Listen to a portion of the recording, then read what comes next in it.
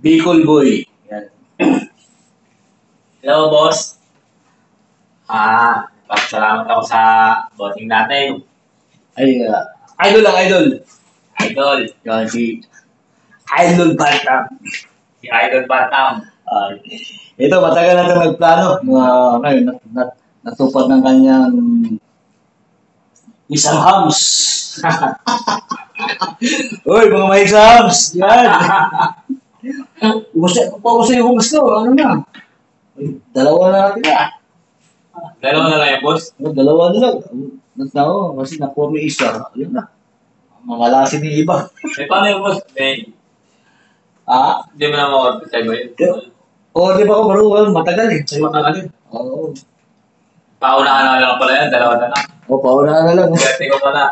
Swerte ko, nakakuha ko isa. Buti nga, may na ako. Ano sinabi mo ano? Ayun na, hams pala. Yun. Paubos na yung hams namin. Paubos yung hams. Yan, ito, isang hams, kaya 5 stars na bulitas. Thank you. Salamat din, Idol. Salamat. Yan, ito yung pinaka malakas. Isa sa pinakamalakas sa Bicol. Lagod na no eh. Lagod. Yan. Dito kami sa Sugo, Pasay, Rotunda. Follow na lang kayo kay boss Bantam. Ayan, para Bulitas ni Boss Bantam. Para pag yumaman ako, hindi na makakalbo. Thank you. Thank you. Next time, pag ipatato mo yung logo, ito, libre na. Huwag na kayo maya. Paano na kayo kay Boss Bantam? Yan. Yung para lumamit tayo sa maghasik na kaligayahan sa kalupaan. Thank you. Yan na.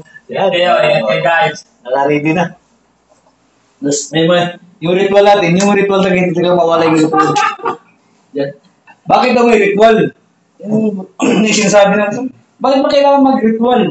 Hindi kasi istory yung lalaki eh. Mga katagal pa ko ng ritual, mababakla na tayo dyan.